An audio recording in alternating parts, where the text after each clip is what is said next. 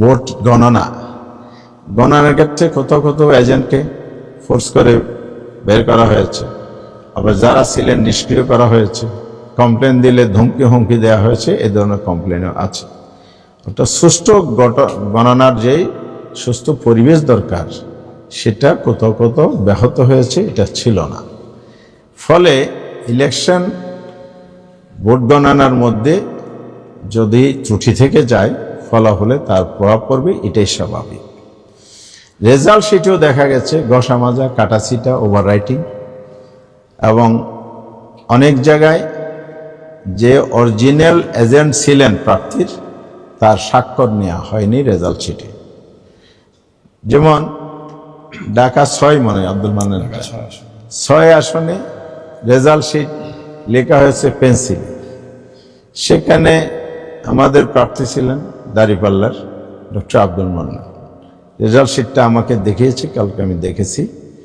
সেখানে আমাদের এজেন্ট মুসলিম ছিলেন, নামে তো মানুষ বোঝা যায়, কিন্তু এজেন্টের নাম লেখা আছে একজন হিন্দু ভদ্রলোকের নাম। তো এজেন্ট নাম পরিবর্তন যে হয়ে গেল, তাহলে এটা এই রেজাল্ট শিটের বৈধতা কি?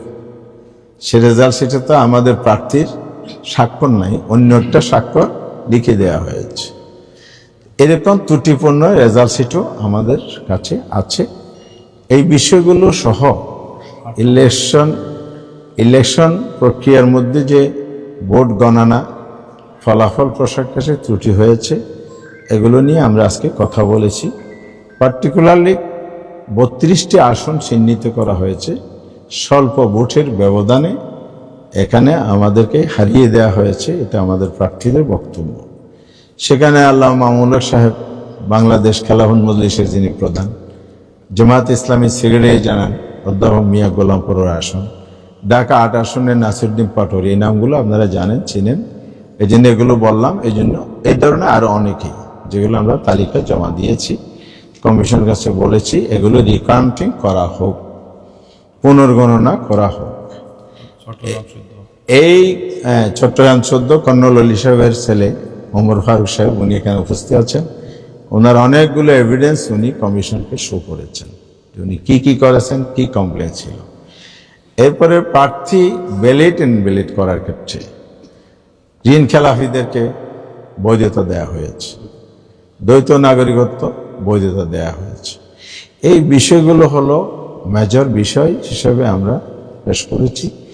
কমিশনের কাছে আমরা এটাও বলেছি, আপনারা তড়িঘড়ি করে গেজেট প্রকাশ করেছেন, কারণ 12 তারিখ ইলেকশন হয়েছে, 13 তারিখ রাত 11টায় গেজেট প্রকাশ হয়েছে। তাহলে একটা লোক পঞ্চগড় থেকে, টেকনাফ থেকে, কুতুবদিয়া থেকে এসে আবার 13 তারিখ কমপ্লেন দায়ের করতে পারেন নাই।